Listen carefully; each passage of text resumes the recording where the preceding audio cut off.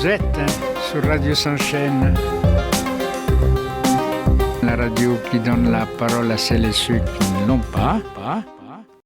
Chères auditrices, chers auditeurs de Radio S'enchaîne, et plus particulièrement de nos tisanes philo-vincianisme, vous êtes toujours en compagnie de Jean-Luc Ardit à la technique et moi-même au micro.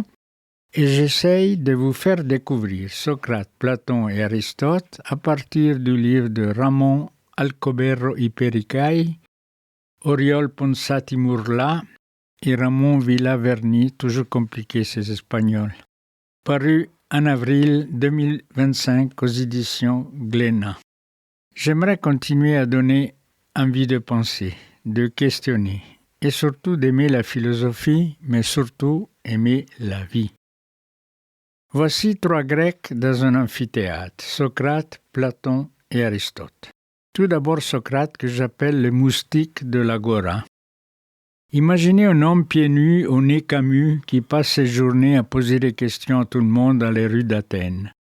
Ce n'est pas un influenceur de l'Antiquité, c'est Socrate. Il n'a rien écrit, ne vendait rien, et pourtant il a changé la manière dont on pense. Son arme, le dialogue, son style, l'ironie, son but, la vérité. Socrate, c'est un peu le moustique de la pensée. Il pique là où ça gratte. Il interroge les puissants, les savants, les artistes, et les pousse à reconnaître qu'ils ne savent pas ce qu'ils croient savoir. Sa méthode, dite maïotique, oui, comme les sages-femmes, consiste à accoucher les esprits de leurs propres idées. Il ne donne pas de réponse, il aide à les trouver. Mais attention, Socrate n'était pas un cynique désabusé. Il croyait profondément que la vertu, arrêtée, est liée à la connaissance. Être bon, c'est savoir ce qu'est le bien. Et si on fait le mal, c'est qu'on se trompe. C'est optimiste, non? Un peu trop, diront certains. Mais c'est cette foi dans la raison qui fait de lui le père de la philosophie morale. Hélas, les Athéniens n'ont pas apprécié qu'on leur tende un miroir aussi critique. Accusé de corrompre la jeunesse et d'introduire de nouveaux dieux, Socrate est condamné à mort. Il boit la ciguë avec calme, fidèle à ses principes jusqu'au bout. Un héros tragique? Plutôt un penseur radical qui a préféré mourir que de renoncer à sa liberté de penser. Ensuite, Platon, qu'on appelle le poète de la vérité. Platon, c'est l'élève qui a pris des notes, beaucoup de notes, et qui les a transformées en dialogue philosophique d'une beauté littéraire inégalée. Grâce à lui, nous connaissons Socrate, mais Platon ne s'est pas contenté de transmettre. Il a bâti un système de pensée monumental. Son idée phare, le monde sensible, celui qu'on voit, touche, sent, n'est qu'une pâle copie du monde des idées. Les vraies réalités sont invisibles, éternelles, parfaites. L'idée du bien, par exemple, est au sommet de cette hiérarchie. C'est elle qui éclaire toutes les autres, comme le soleil éclaire le monde. Dans l'allégorie de la caverne, Platon nous montre des prisonniers enchaînés, ne voyant que des ombres sur un mur. L'un d'eux se libère, découvre la lumière du jour et comprend que le monde réel est ailleurs. C'est le philosophe. Celui qui quitte l'ignorance pour chercher la vérité. Mais attention, quand il revient dans la caverne pour aider les autres, ils le prennent pour un fou, comme quoi penser peut être dangereux. Platon ne s'arrête pas là. Il imagine une cité idéale gouvernée par des philosophes rois.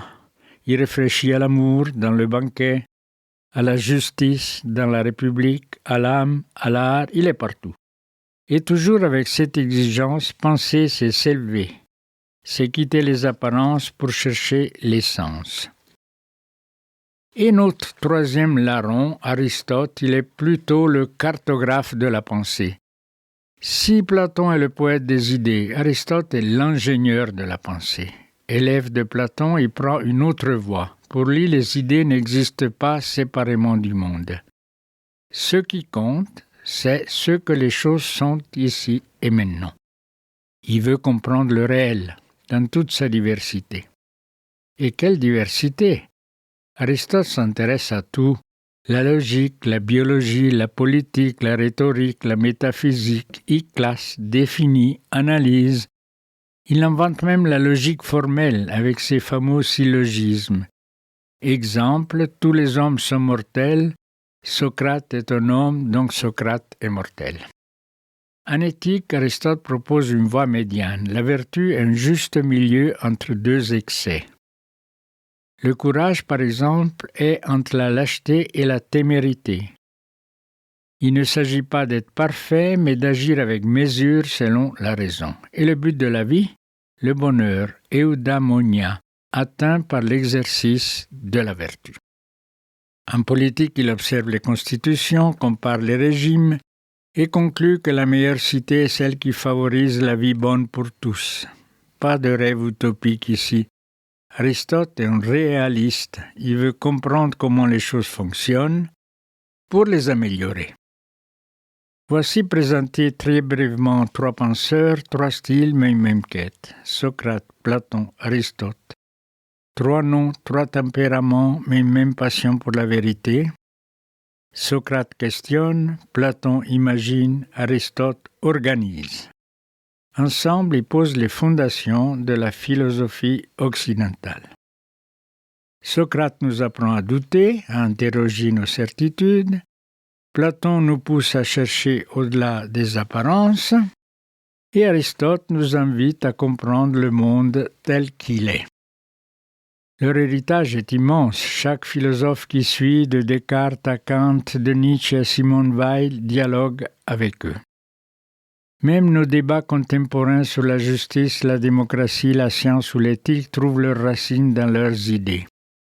Et pourtant, ces penseurs ne sont pas des statues figées dans un musée.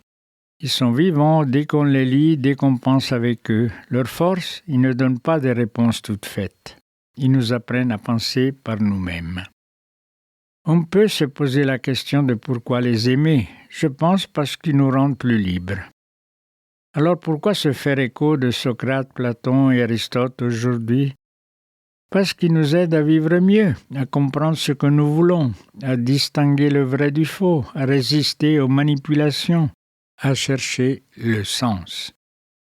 Et puis, soyons honnêtes, la philosophie, ce n'est pas si ennuyeux. C'est même une aventure, une enquête, un jeu parfois, avec des paradoxes, des dilemmes, des éclats de rire. Socrate n'était pas un rabat-joie, il aimait discuter, provoquer, faire sourire. Platon écrivait comme un dramaturge. Aristote, lui, avait le goût du détail, de l'observation minutieuse. Penser, ce n'est pas fuir le monde, c'est y entrer plus profondément. C'est refuser les slogans, les dogmes, les évidences, les simplifications. C'est devenir un peu plus libre. Alors prêt à rejoindre le club des penseurs, pas besoin de toge ni de barbe. Juste un esprit curieux, d'un peu de temps et d'un bon café grec. Vous êtes sur Radio Shanshén, la radio qui donne la parole à celles et ceux qui ne l'ont pas.